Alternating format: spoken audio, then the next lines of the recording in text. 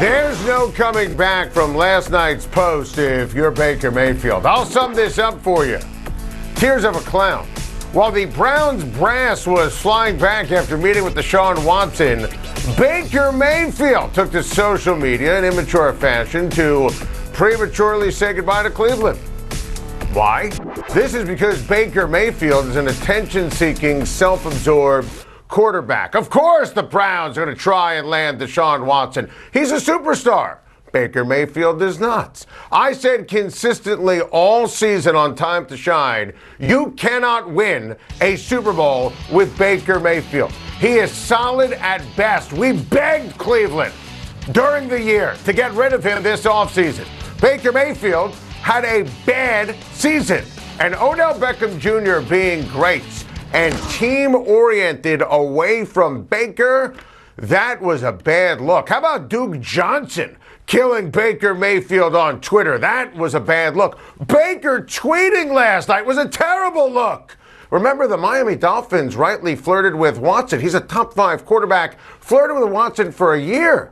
Tua Tagovailoa always took the high road, and by the way, he's entrenched. You don't see the classy Matt Ryan tweeting. Kevin Stefanski, got to remember this, wasn't the coach when Baker was wrongly drafted number 1 overall. Andrew Berry wasn't the Browns GM.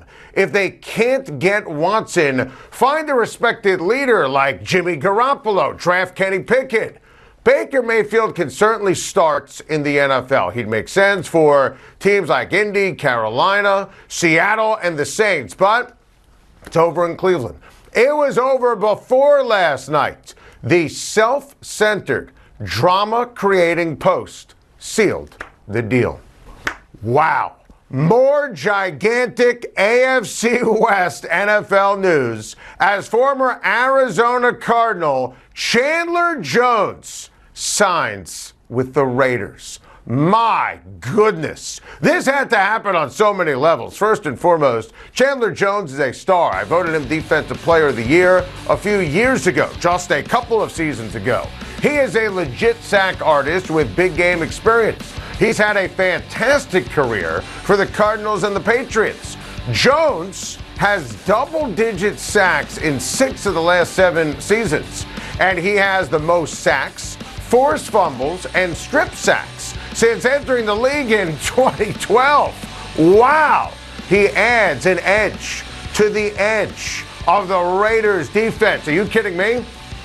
Chandler Jones and Max Crosby teamed up? Buckle up, Buttercup. That's remarkable. And remember, Josh McDaniels, of course, knows Chandler Jones from the Patriots. And think about now the pass rushing combos in the division in the AFC West. You're going to have Crosby and Jones playing Vegas, and Bosa and Mack in Los Angeles, and Randy Gregory and Bradley Chubb in Denver. And with all the megastar quarterbacks in the AFC West featuring obviously Herbert and Mahomes and Russell Wilson, this had to happen for the Raiders. And as a result of signing Jones, how about this? The Raiders flipped Yannick Ngakoue to the Indianapolis Colts. Straight up deal for a cornerback, Rock Ya-Sin. That was a great move for both teams. And for the Raiders here, they were paper thin at cornerback after multiple failed draft picks. So this makes a ton of sense. This is just an awesome splash by new Raiders general manager Dave Ziegler and new head coach, the aforementioned Josh McDaniels. Now, I would still, as we speak, put the Raiders 4th in the West by a hair, but there's still obviously a lot of time left in the offseason, more free agency trades, and of course the NFL draft. But this was a brilliant move that the Raiders had to make. They needed Chandler Jones to keep up with the Joneses in the AFC West. That was a stop what you're doing and stare kind of performance from Kyrie Irving. 60 points. 60 points, 41 in the first half. And I had a huge problem with Steve Nash taking him out in the fourth quarter, not letting him go for 82 to move past Kobe Bryant. Why not? I mean, it's about genius and esteem and celebrating and feeding history. It's not like you have to worry about fatigue. with Kyrie not playing tonight with the ball game in Brooklyn. I thought that was very disappointing. Bad job by Steve Nash. You know, all of these numbers are just absolutely incredible. The nuggets on your screen, 60 is 60. But it should have been more. It's also just a reminder of how majestic Kyrie is. You saw it in Charlotte and in Philly and last night. And this is why you have to take the Nets seriously.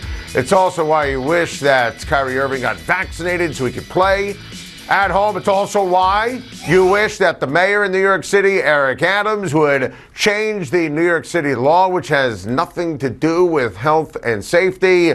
Last night was iconic, but in a lot of ways, it kind of mirrors Kyrie's career and season. Simply amazing, but could have and should have been so much more. Time right now for some news you could use. And how about the New York Yankees re-signing my guy Anthony Rizzo to a 2-year deal today, bringing back the first baseman after he hit 8 home runs in 49 games for New York last season. I really dig this. He's tough, he's clutch, sweet lefty bad, and you think about that swing and how it's going to impact hitting home runs in Yankee Stadium. Yankees needed that balance in the lineup, and listen, this is a strong lineup.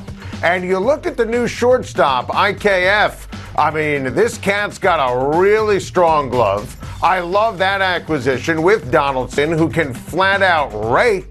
Gleyber Torres better off at second base. He can't play shortstop. He's a butcher there. So I really like what Brian Cashman has done, and I think that he deserves a lot of credit for bringing Anthony Rizzo back to the New York Yankees.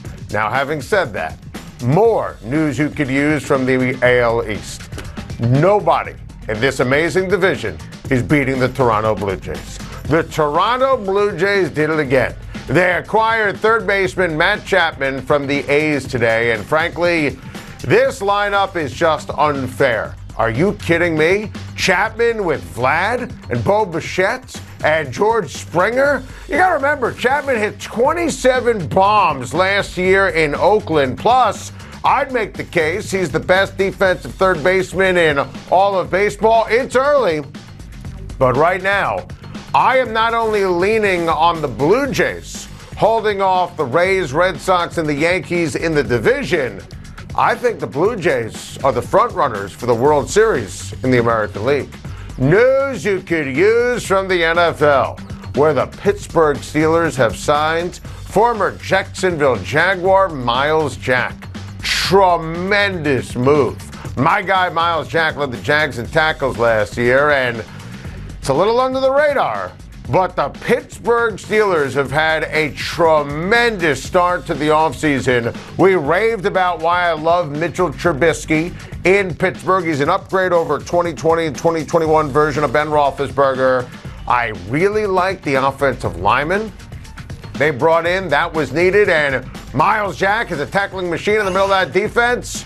I love it. More news you could use from the NFL, where the Tennessee Titans have released wide receiver Julio Jones. 31 catches, just 1 touchdown in 10 games for Tennessee last year. And this was a blockbuster acquisition, and Julio Jones failed. So I give the Tennessee Titans, great organization, Vrabel and John Robinson, the GM, I give them credit where there was no reason to go into the crystal ball and believe that it was going to get better in Tennessee. I do think Julio Jones will play this upcoming season. I could see a strong team, a team that's thinking about the postseason, giving him a contract. But for Tennessee, it was time to cut the cord. The Baltimore Ravens made another big move today, signing pass rusher Zadarius Smith. It's a 4-year deal, bringing him back. And listen, Baltimore, under the radar, having a nice little offseason so far. They needed to fix this defense. They needed to add a little pop, needed to add a little sizzle, and I really like what they're doing with Williams and Smith and Moses. That's a big-time move on the offensive line. And Baltimore, remember last year, the Ravens had a crazy rash of unprecedented injuries, starting with my guy J.K. Dobbins, who got hurt right before the season started. Marcus Peters got hurt, and then the wheels fell off. That team has an unbelievable culture, great head coach, great structure, and you have to believe the Baltimore Ravens are going to be back in business. How about this? The New York Football Giants signed Tyrod Taylor to a 2-year deal. I love this for New York. Now, they wanted Mitch Trubisky. Trubisky took a better opportunity to, without question, be the starter and take more money in Pittsburgh, and that was the right move by Trubisky. But I like Tyrod Taylor. He's a pro's pro, and here's what he does. He protects the football. Take a look at the volume of games played and the giveaways. I mean, Daniel Jones fumbled 3 times already during the show.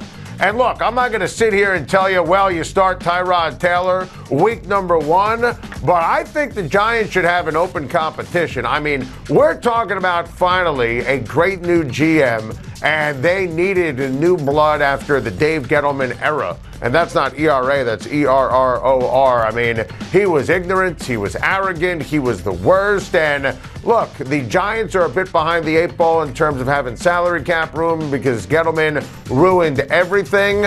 But I've always liked Tyrod Taylor, Buffalo, Cleveland, reliable and well-respected with the Chargers and the Texans. And this is going to help New York. I'll bet you he ends up playing more than Daniel Jones this upcoming season because he's smart, he's a leader, and he protects the football. Brian Dable is going to love him. Thank you for watching. Please like and subscribe, and don't forget to hit the bell for more videos.